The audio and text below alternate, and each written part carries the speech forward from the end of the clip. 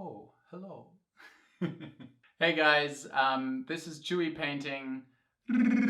Welcome. I have something big for you today. I will be showing you how to paint Smaug the Mighty Dragon, but not in this classic red look, but we will do an alternative color scheme with turquoise and blue scales and leathery wings.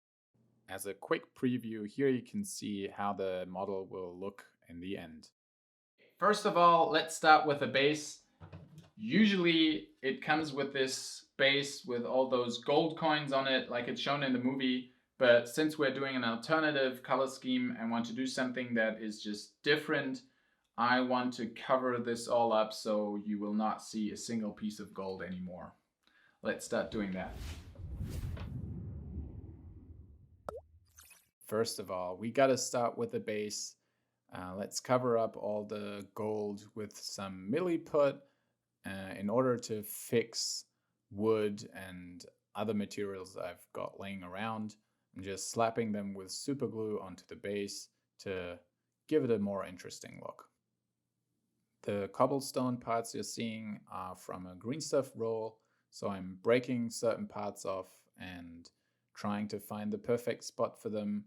Here you can see me trying to find a good spot, and once I find it, I'm just fixing the parts with super glue, and then I'm making sure that there are different sizes, so you want some very big parts but also very small ones just to make it more realistic.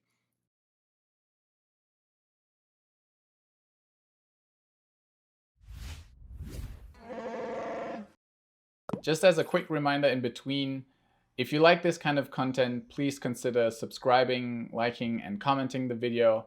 It helps me a lot, and for you it's free, and it just helps me keep generating this kind of content. It means a lot, thank you. All right, and then we want to try to find a good spot for Smaug. Hit some super glue onto it and fix it with milliput again. Just through the basing I did, he had some gaps in between, so I'm trying to fill that up and just squeeze the milliput in between. Once the mini is settled on the base, got some PVA glue. For the Germans out here, they probably know Ponal, which is a wood glue, and just distributing it all over the base, also making sure it's getting into the corners, and then you can start hitting it with that basing sand of your choice. And I'm just throwing this bird sand over it and shaking it out from all different angles and making sure every part is covered. Okay, the base is done. Let's move to the next step, which is airbrushing. And I will show you a very special color today, which is this one from Green Stuff World. This is in no way sponsored, and it's also the first time I've used this color, but I think the results are pretty amazing, and I will show you now. First of all, I primed the model. I used Vallejo Game Air Black for this. So the entire model covered in black. Make sure you turn it. I know it's a heavy mini, but try to get different angles. Try to get underneath, like you can see here. I'm trying to bend and get around all the different angles. With the black undercoat done, you can start using Green Stuff World's Color Shift Darth Blue. And here you can already see the effect. It's very reflective. This is one of the shots from the end. Very light reflective and shifting its color like the name already says, and giving a dragon-like look. And next up we go with Vallejo Model Air, a beige tone for the wings. This is basically the base color, and with the wood color I am trying to get into the recesses and shadows from beneath, so I'm changing up the angle a little bit and getting also to the inside of the wings and turning the model to get all sides. I went over the scales again with a mixture of Zotac green and Lothan blue with white highlights. All right, the model is primed and the base colors are laid down, and as a next step I will show you how to paint the wings. Okay, so now that all our base colors are applied, I'm mixing carbon black with some Steel Legion drab from GW, thinning it down with water to blend into the recesses, trying to get more darker parts below the shadows, and here with Ustapi bone. Ustapi, how do you pronounce that? I have no idea. I'm trying to do the highlights, so it's pretty self-explaining. The lower parts get darker. Here I'm darkening them with Gal Varbok Red from Citadel, and also thinned down pretty strong. And here I'm mixing the two for some in-between areas, getting into those recesses, doing some of the details, and then doing the shadow work again. Watering down the paint is really important, so you have like a really thin color. And here you can see how I'm moving the color around because it's so thin. And with this very thin color laying around, you can take an empty brush with nothing on it, no color, and just blend the two parts.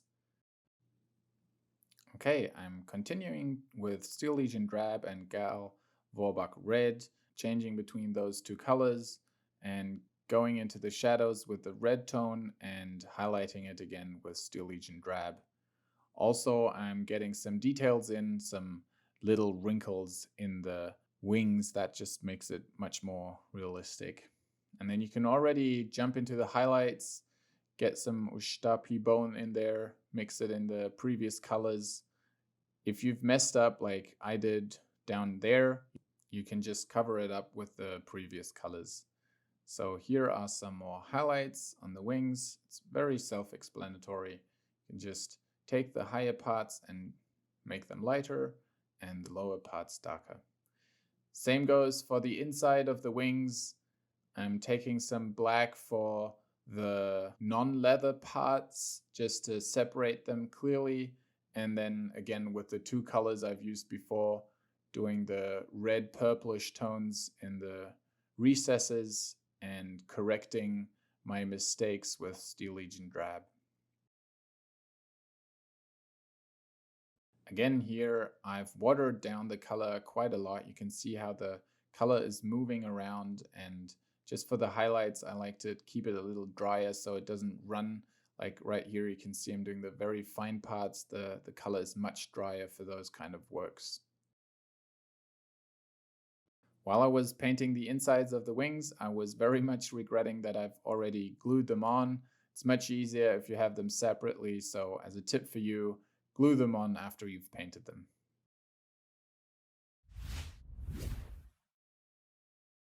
All right, now that we have painted both sides of the wings, let's move to the next step, which is painting the scales, and not in the classic red or black, but in blue or turquoise. For the scales, I'm mixing some blue tones and yellow tones with a little bit of white to get my very individual scale tone. I'm just covering most of the scales. The ones where more of the white from the airbrush was hit, I need just a little bit more water to thin it down. And then I'm adding more and more white to the steps just to highlight the scales. Just make sure that you highlight just one part of the scale so you have a nice color transition within the scale itself. And then as a final step, just some white dots in the very edges, making them really stand out and pop. You can always go back and correct with the previous colors, but this is probably my favorite part of the entire model, painting those scales, especially with the white highlights in the edges. So I'm moving further up of the model, away from the wings, more towards the scales of the upper body. And it's the same procedure. I'm having a very light tone on my brush right now. And together with a lot of water on the brush, you can just very thinly move over the scales. So here you've seen my messy wet palette with all the different tones in it. I'm working in some more of those yellow tones to get some variety and highlighting the scales as previously described.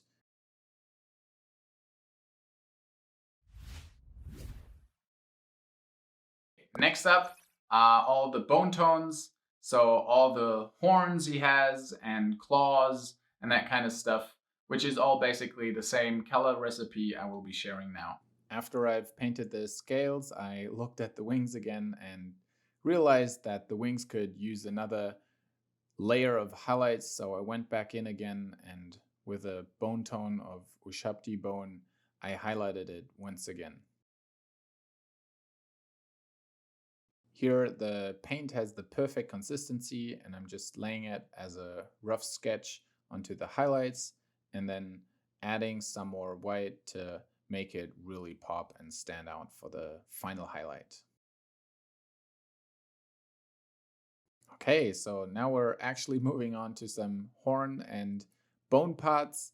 We're highlighting the details that have been covered by the airbrush again with Steel Legion Drab, picking out some of those details and mixing in some Ushtapi bone and white in order to get first impression of where to set the highlights. And since the color is really thinned down, here's an empty brush again, just moving the color on the model to the parts where I want it. And you can see how nicely it blends. And you need to have some patience in between for the drying process, but afterwards it's really worth it since you can just move the color around and position the highlights where you want them.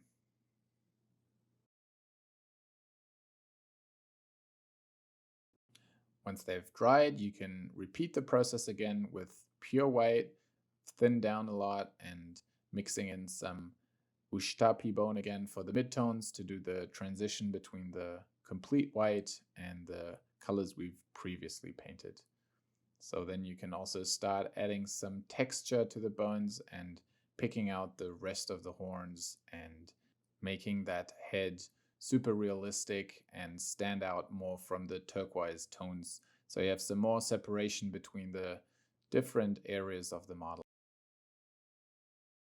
As a final step for the upper part, I'm moving some of the highlights into the darker areas too to make the contrast bigger. So the other side is basically the same steps: Steel Legion Drab as an undercoat, Ushabti Bone as a highlight, and adding in some whites for the final highlights. I'm using pure white here basically, but it's way too harsh, so I'm thinning it down with water and emptying my brush to make some smooth transitions. If you use just the side of your brush, this kind of highlighting is super easy since the model is standing out and is designed in such a way that you can easily paint the edge highlights, which is not true for the teeth. Those are actually really hard to paint, but it's the same step again, using 3 different undercoats and last but not least going in with some whites to take out those super bright highlights on the teeth. And then you can use this technique on all the other nails and horn parts that you want in this color tone.